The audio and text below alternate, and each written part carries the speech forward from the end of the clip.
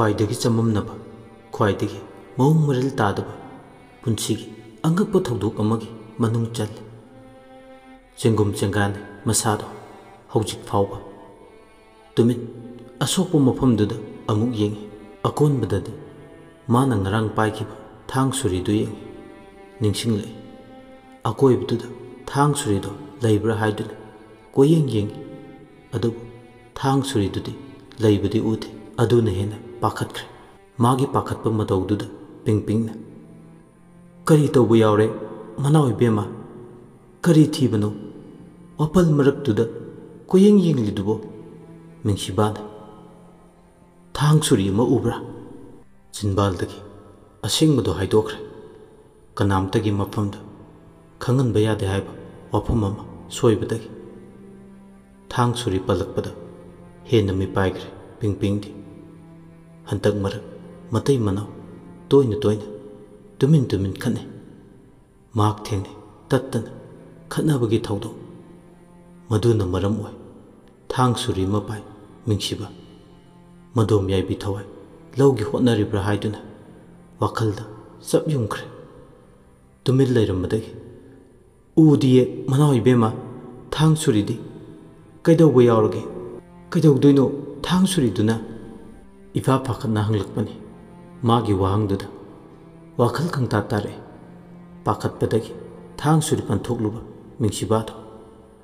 मिंगसिबा अमदी पिंगपिंग अनिदो वारी साने पिंगपिंग सोरी हाइबा नते उसोय हाइबने उसोयदी करी मनाव इबेमा उसोय चानिंगदुना वाफलसिदा उसोय हौब्रा हाइदुना येंगबा लाकपनी अदुबु उसोयदो कदाइदनो आई कावरे आई इसासे वखल ताद्रे मागे असोयबमा लोटनबो होनबदा मरी मखुंग समनदबा वा मयाम अमा ngangle अदुबु मा मसाना खंजे मसी ngansinnadrabadi मागे अरोनबा खंख्रनि हाइदुना ngansinnabani फना उसोय चानिंगबा लेरसु अइंगोंदो इना हाइबिरो हयेंखैदि मनाव इबेमगी मोंगसे ननाई आइदी मिहुल सुजदे पिंगपिंग नंग ओइबगी हाइदोकलगे हंतक मरकसे आई तुमचत चले मंगद आइदी अहिंग हगुतुना उसोय थिबा वाखोंग सिदा चंगलुरे अहिंग चुपा आई वाफल सिदा लेलबने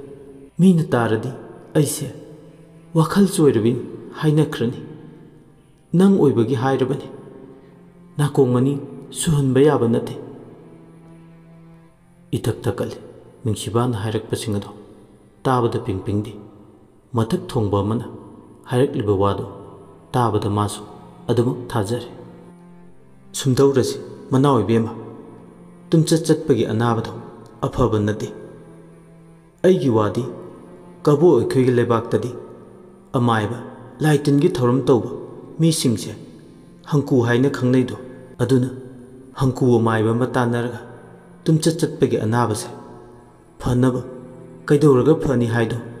ngasi hektamak tanarga layengnaba thorang tawbana fani manaw bema hangku maiba palakpada hena masado mipaiba phawe karigumba maiba ma tanarubada masada anaba karisulite hairakani aduki sumatakta mana losinduna thamba minamba kyasu lotpa yadu loina mathi phunglakani khallubada khatlauna khatore पिंगपिंग की वाफमदो यारनिदा पिंगपिंग करिसु तौरा तुमचत चटपा हाइसिदी नोंग फादोकी वानी वाफमसिदा हंकु अमाइबा तानबगी थोइना कानबा लैते अइगी वादी येंगौबना फनीदा तोअसि मसिगी वाफमसे अदुगी सरुक अइबु समलोलाव सरु सयांगसे लोइना नारे अइगी कादा चटसे funny मनाव इबेमा कुइना वापलदुदा पंथदुना लैबदो फजररोय खंदुना मसा पुंबा चोटपदुगा लैमरेंबिना खंखिबा थोकलो सोइदना मरम थिगलगनी खंगलदुना हौजिक्ति वा खुदिमा लोसिंदबा यादे खंदुना कोनुंग लैबदोमदा लाई सोमदना कमदौरी अयुक अंगनबदुदा कबो लैबाकी संजु कोनुंगदा पुमलांग लांगे ꯑꯌꯨꯛ ꯌꯦꯟꯗꯥ ꯉꯟꯕꯗꯨꯗ ꯂꯩꯃꯔꯦꯝꯕꯤ ꯄꯣꯁꯤꯒꯥꯒꯤ ꯃꯧꯄꯥ ꯅꯨꯄꯥ ꯑꯊꯧꯕ ꯂꯤꯡꯖꯨ ꯈꯥꯒꯤ ꯂꯩꯕꯥꯛꯇꯒꯤ ꯑꯋꯥ ꯀꯣꯅꯨꯡꯗ ꯊꯨꯡꯂꯔꯦ꯫ ꯃꯧꯄꯥ ꯅꯨꯄꯥ ꯂꯥꯛꯄ ꯎꯕꯗ ꯑꯁꯨꯛꯀꯤ ꯃꯇꯤꯛ ꯍꯔꯥꯎꯏ ꯂꯩꯃꯔꯦꯝꯕꯤ꯫ ꯁꯅꯥ ꯀꯣꯅꯨꯡꯗꯨꯒꯤ ꯌꯨꯝꯂꯦꯟ ꯀꯥ ꯑꯃꯗ ꯄꯣꯁꯤꯒꯥꯒ ꯃꯧꯄꯥ ꯅꯨꯄꯥ ꯊꯣꯛꯄ ꯂꯤꯡꯖꯨꯒ ꯑꯅꯤꯗꯣ ꯋꯥꯔꯤ ꯁꯥꯟꯅꯔꯤ꯫ ꯏꯆꯦ ꯎꯕꯁꯤꯃꯨꯛ ꯅꯨꯡꯉꯥꯏꯕ ꯑꯅꯤ ꯁꯨꯗꯦ꯫ ꯑꯩꯁꯨꯅꯦ, ꯏꯎꯄꯥ ꯅꯨꯄꯥ ꯎꯕꯁꯦ ꯃꯁꯤꯃꯨꯛ ꯅꯨꯡꯉꯥꯏꯕ ꯑꯅꯤ ꯁꯨꯗꯦ꯫ ꯑꯗꯣ ꯀꯝꯗꯧꯍꯧꯏ ꯑꯩꯒꯤ ꯏꯆꯥꯅꯨꯄꯥ ꯇꯥꯎꯃꯤꯡꯗꯤ? ꯃꯍꯩꯗ ꯄꯨꯛꯅꯤꯡ ꯆꯪꯍꯧꯏ꯫ ꯁꯒꯣꯜ ꯊꯧꯕ, ꯊꯥꯡ ꯍꯥꯏꯕ, ꯇꯥ ꯂꯪꯕ ꯃꯥꯅ ꯍꯩꯇꯕ ꯂꯩꯇꯦ꯫ ꯂꯥꯏꯔꯤꯛꯅ ꯍꯩꯔꯤꯕ ꯌꯨꯅꯥꯟ ꯑꯩꯈꯣꯏꯒꯤ ꯂꯩꯕꯥꯛꯇꯗꯤ ꯃꯥꯗꯧꯅ ꯃꯊꯧꯅꯥ ꯂꯩꯕ ꯅꯤꯡꯊꯧ ꯃꯆꯥ ꯑꯃꯕꯨ ꯂꯩꯇꯦ꯫ ꯊꯧꯅꯥ ꯂꯩꯈ꯭ꯔꯦ, ꯁꯛ ꯆꯨꯁꯨ ꯆꯪꯈꯣꯟꯈ꯭ꯔꯦ, ꯃꯤꯌꯥꯝꯅ ꯁꯣꯟꯅꯩ ꯉꯥꯡꯅꯩ꯫ ꯃꯥꯕꯨ ꯀꯅꯥꯝꯇꯅ ꯀꯕꯣ ꯃꯆꯥꯅꯤ ꯍꯥꯏꯈꯤꯗ꯭ꯔꯦ, ꯈꯥꯒꯤ ꯑꯩꯈꯣꯏꯒꯤ ꯑꯊꯧꯕꯅꯤ ꯍꯥꯏꯅꯩ꯫ ꯅꯪꯒꯤ ꯄꯥꯎꯁꯦ ꯇꯥꯕꯗ ꯑꯣꯟꯊꯣꯛꯅ ꯅꯨꯡꯉꯥꯏꯈ꯭ꯔꯦ꯫ ꯏꯄꯥꯝ ꯈꯥꯒꯤ ꯂꯝꯗꯝꯗ ꯃꯍꯩ ꯂꯧꯁꯤꯡ ꯇꯝꯁꯤꯟꯅꯕ ꯁꯥꯡꯂꯕ ꯆꯍꯤ 8ꯁꯦ ꯊꯥꯕꯗ ꯏꯆꯥꯅ ꯃꯥꯏ ꯄꯥꯛꯂꯦ꯫ ꯃꯍꯩ ꯌꯥꯜꯂꯦ ꯇꯥꯕꯗ ꯑꯁꯨꯛꯀꯤ ꯃꯇꯤꯛ ꯑꯄꯦꯟꯕ ꯄꯣꯛꯂꯦ꯫ ꯏꯆꯦꯅ ꯇꯨꯡꯂꯝꯆꯠꯇ ꯇꯥꯎꯃꯤꯡꯕꯨ ꯀꯕꯣ ꯅꯤꯡꯊꯧ ꯑꯣꯏꯕꯗ ꯍꯦꯟꯅ ꯃꯥꯏ ꯄꯥꯛꯄ ꯃꯊꯧꯅꯥ ꯂꯩꯕ ꯍꯥꯏꯕꯗꯣ ꯑꯣꯏꯕ ꯉꯝꯂꯅꯤꯀꯣ꯫ ꯈꯨꯗꯤꯡꯃꯛꯁꯦ ꯅꯪꯒꯤ ꯅꯄꯥꯜꯗꯒꯤꯅꯤ꯫ ꯏꯆꯦ, ꯇꯥꯎꯃꯤꯡꯅ ꯍꯣꯠꯅꯕꯗꯒꯤꯁꯨ ꯃꯥꯏ ꯄꯥꯛꯄꯅꯤ꯫ ꯍꯣꯠꯅꯕ ꯍꯥꯏꯕꯗꯣ ꯌꯥꯎꯔꯝꯗ꯭ꯔꯒꯗꯤ ꯌꯥꯕ ꯅꯠꯇꯦ꯫ ꯑꯗꯣ ꯏꯆꯦꯅꯅꯦ, ꯀꯕꯣ ꯑꯩꯒꯤ ꯆꯔꯩ ꯐꯤꯁꯥ ꯍꯩꯕꯤꯗ ꯁꯥꯍꯟꯕ ꯆꯔꯩ ꯐꯤꯅꯤ꯫ ꯏꯄꯟ ꯄꯟꯊꯧꯅ ꯍꯌꯦꯡ ꯀꯨꯝꯃꯩ ꯇꯥꯟꯅꯕꯗꯨꯗ ꯂꯦꯡꯌꯥꯟ ꯑꯣꯏꯅ ꯌꯥꯟꯕꯤꯌꯨ ꯍꯥꯏꯗꯨꯅ ꯍꯥꯏꯕꯤꯌꯨ꯫ ꯋꯥꯒꯤ ꯎꯇꯣꯡ ꯃꯅꯨꯡꯁꯤꯗ ꯆꯔꯩ ꯐꯤꯗꯣ ꯌꯥꯎꯕꯅꯤ꯫ ꯋꯥꯒꯤ ꯎꯇꯣꯡ ꯑꯃ ꯈꯨꯠꯁꯤꯟꯅꯩ ꯃꯆꯦꯅ ꯃꯧꯄꯥꯗ, ꯃꯧꯄꯥꯅ ꯃꯆꯦꯅ ꯄꯤꯕ ꯆꯔꯩ ꯐꯤ ꯌꯥꯎꯕ ꯋꯥꯒꯤ ꯎꯇꯣꯡ ꯑꯗꯣ ꯂꯧꯁꯤꯜꯂꯤ꯫ ꯑꯃꯨꯛ ꯑꯅꯤꯗꯣ ꯋꯥꯔꯤ ꯁꯥꯟꯅꯩ ꯃꯈꯥ ꯇꯥꯅ꯫ ꯏꯆꯦ, ꯍꯌꯦꯡ ꯀꯨꯝꯃꯩ ꯌꯦꯡꯕꯗꯣ ꯀꯨꯝꯁꯤꯗꯤ ꯏꯆꯦꯁꯨ ꯌꯦꯡꯕ ꯂꯥꯛꯇꯕ ꯌꯥꯗꯦ ꯍꯥꯏꯗꯨꯅ ꯆꯦꯕꯥꯎ ꯊꯥꯔꯤ꯫ ꯏꯆꯦ, ꯂꯥꯛꯇꯕ ꯌꯥꯗꯦꯀꯣ? ꯑꯩꯕꯣ? ꯂꯥꯛꯇꯕ ꯌꯥꯗꯦ꯫ ꯍꯌꯦꯡ ꯀꯨꯝꯃꯩ ꯂꯣꯏꯕꯒ ꯇꯥꯎꯃꯤꯡꯒ ꯄꯨꯟꯅ ꯑꯃꯨꯛ ꯈꯥꯒꯤ ꯂꯩꯕꯥꯛꯇꯒꯤ ꯀꯕꯣꯗ ꯆꯠꯁꯤ꯫ ꯇꯥꯎꯃꯤꯡꯅ ꯏꯆꯦꯕꯨ ꯌꯥꯝꯅ ꯁꯣꯜꯍꯧꯏ꯫ ꯍꯣꯏ ꯍꯣꯏ, ꯀꯔꯤꯒꯤ ꯆꯠꯇꯅꯤ? ꯏꯆꯦ ꯁꯣꯏꯗꯅ ꯂꯥꯛꯀꯅꯤ꯫ ꯆꯌꯣꯜ ꯑꯃ ꯋꯥꯠꯂꯤꯉꯩꯗ ꯈꯥꯒꯤ ꯂꯩꯕꯥꯛꯇ ꯌꯧꯔꯛꯂꯒꯦ꯫ ꯑꯁꯨꯝꯅ ꯃꯆꯤꯟ ꯃꯅꯥꯎ ꯑꯅꯤꯗꯣ ꯍꯔꯥꯎ ꯅꯨꯡꯉꯥꯏꯅ ꯋꯥꯔꯤ ꯁꯥꯟꯅꯩ꯫ ꯑꯌꯨꯛ ꯆꯥꯛꯂꯦꯟ ꯆꯥꯔꯕ ꯃꯇꯨꯡ ꯅꯨꯡꯊꯤꯜ ꯄꯧꯕꯄ ꯃꯇꯝꯗ ꯑꯍꯤꯡ ꯌꯥꯔꯦꯛꯄꯒꯤ ꯃꯍꯨꯠ ꯃꯧꯄꯥ ꯅꯨꯄꯥ ꯂꯤꯟꯖꯨꯁꯨ ꯈꯥꯒꯤ ꯂꯩꯕꯥꯛꯀꯤꯗꯃꯛ ꯀꯕꯣ ꯂꯩꯕꯥꯛ ꯊꯥꯗꯣꯛꯂ ꯈꯣꯡꯗꯣꯏ ꯏꯍꯨꯜ ꯇꯝꯈ꯭ꯔꯦ꯫ ꯇꯦꯟꯈ꯭ꯔꯕ ꯃꯇꯝꯗꯨꯗ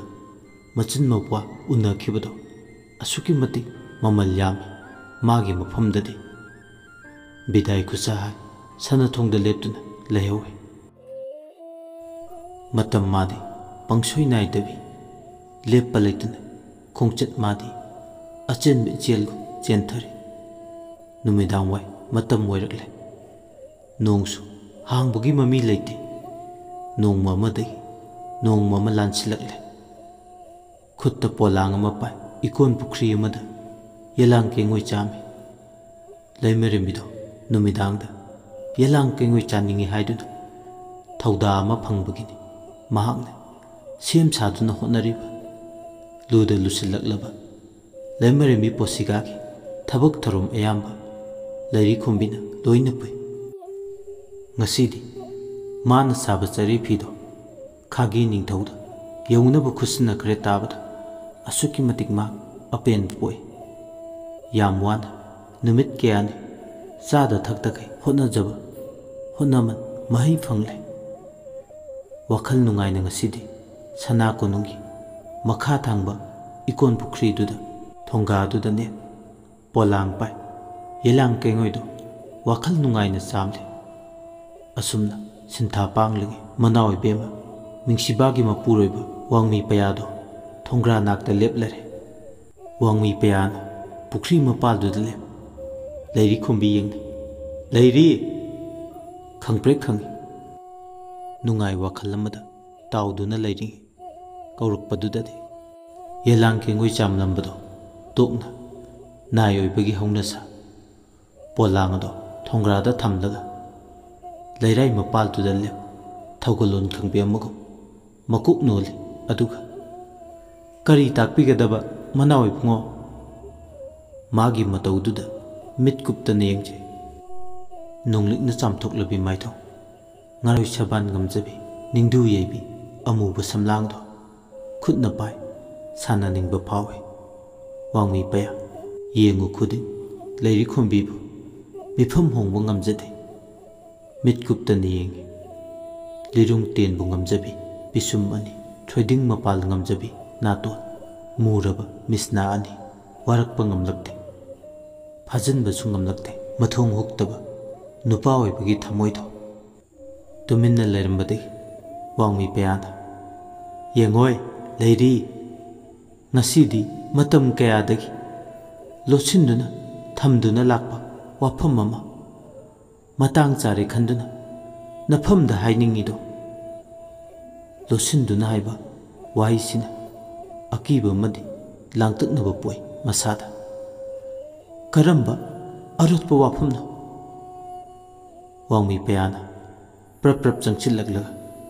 मागे खुदांगदो ताप लाउना पाय वायमता हाइदना लैरीगे खुजिंगदु पाय सनागे खुजीमा थोक लाउना हुकजिल्ले तौरिबा मवोंगदुदा ममाय ममित पुंबा ngaksik ngang masa pumba thak thak ni kapli kapli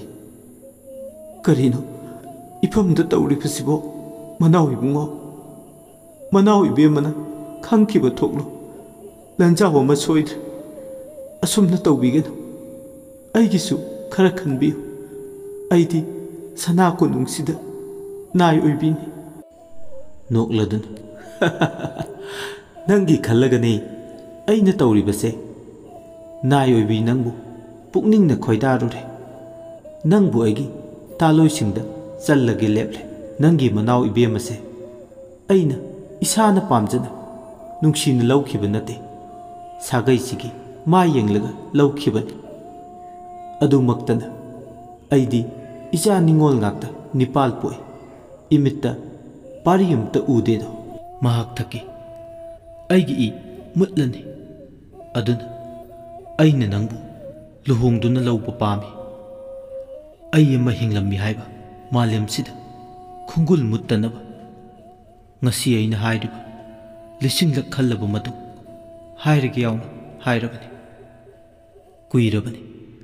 aina haige khalaklibase ngasidi mi leitaba ibani tang leibagi tanjase matang charduna leiri khombi nafamda hairibasini ai nang thamoi sengna nuksi ai nanga yumba lambi amada punna chaminaba pami nang ayaki oiba taibang amada aibu imitta icha nupa amta uhanbiu ikai hangoi hanglaba tabada tu khyau khyau sunglaba yumba lambida khongdaraba nupa amana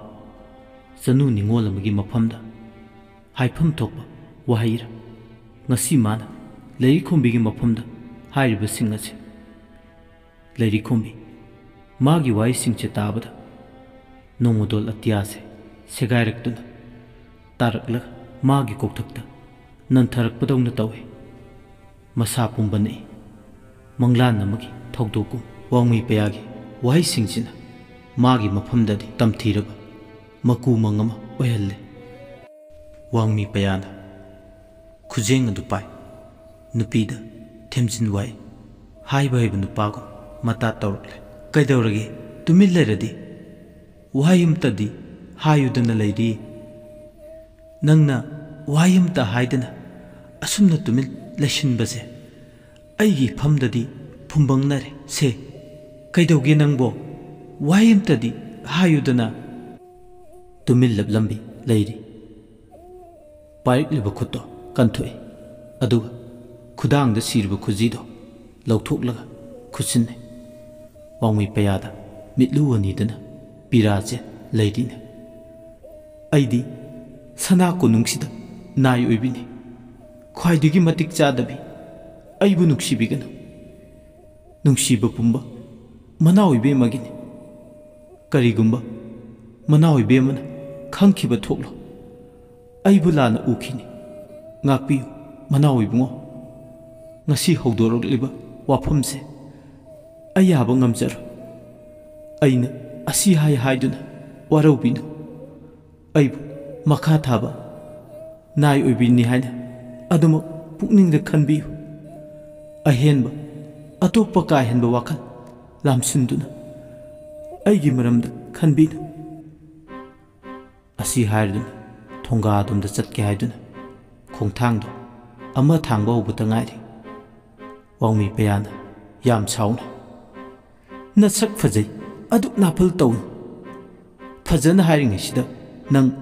हराव हराव याव नत्रबदी नंगी अफबा खक ओइरा Larry चटलंबदगी चप लेपे अदुगा पीने पुमचो चोटलबा मिसना अनीदुना हिंचाबी मगु सादौखी येंगलगा नापल नते असुम्बनी हारिसे अइदी मिनाय नुपीनी सना कोनुंगसिगी अइ अमना मना ओइबुंगोगे खोंलोय ओइबा मतिक चादे मसे कक्निंगा याउद्रबा वाफमने मना ओइबेमबु नुंसिबियु ताथोक तासिल तौदुना नुंगाइबा पुंसि मरेल अमदा चानिंगबदा चा सेनिंगबदा सेट निंगथौकोलसिदा नुंगाइना हिंगलिबा पुंसि मरेल अमदा हिंगबियु अइगी पुंसि वारीदा नंगी सरुक अमा याउनबा मफम कंचिन्नब होटनबीगन हेन मखोइदो थिटखरे वांगमी पयादे लैरीगी वाई सिंगदो ताबदा अदुग नापलसे पागे हंदेने नत्रा लैरीसु असाउबो हेमनखिबना नुपी थोकना इचंग थौना मायुक यारे नापल निखलबसु अकायबे लेते अदुब मना ओइबुंगोगी वाफम खुदिमा अइगी फमददी महु पुबा वाही ngagne ngasi ngangnarisin aroibu oise matungdadi amuk hana hogdokpirkan natrabadi thaugalon kairakani leiri khombi aina asupajana haibo famse nangna aduk yamna natra sindar ne rubi karigino tosi manawi bungo ai thau yamna silli phatlauna waram pumba kan thoklami yamna samtharakadaba mami du ubada तुबत नातै शमलगा थोंगादा लैरिबा येलांग कैंगोय हापा पोलांग दु पाय याम साउन मिसिन हन्ना फावेंग लमदना तुमिन चाखुम ताबदोमदा चतखि खुत्ता खुजी दु पाय असावबना लोकलबा वांगमी पयादो मखुत मसा प्रेक प्रेक थेक्तुना येंगदुना लेहोय येंगबा तारेदना लैरि खोंबी कयाम कुइना अइगी मि येंगदगी नाथीदुना लैबा ngomgani Niobe पुंसिदो सेंबीगे साबीगे अइगी तालोइसिंगदा चनगे हाइबने अदु नसक फजै मतिक नापल तौबसा फै नंगी नापलदो कयाम कुइना अइगी इमांगदा पलोलगु वांगना खगतुना लैबा ngambage फै सिंगनबगे अइंगोंदा नोंगबतो ओइरसु अइ नंगबुदि लौगनी कबो लेबाक्सिदा तौगेता ngamba वांगमी पयाने हाइबा खंगनगे असि हाइरदुना याम फिंगने पुख्री मपालदुदगी सना कुनुंग लेबदोमदा याम साउन खोंग थांख्रे वारिसिगी निपाल सुबा तांक मियामदा खुदोल तमजख्रे अदोमना वारिसि ताबिरग अदोंगी मोद अदु कमेंट थंबिरम अमदि चैनल सुबु नुक्सिबिदुना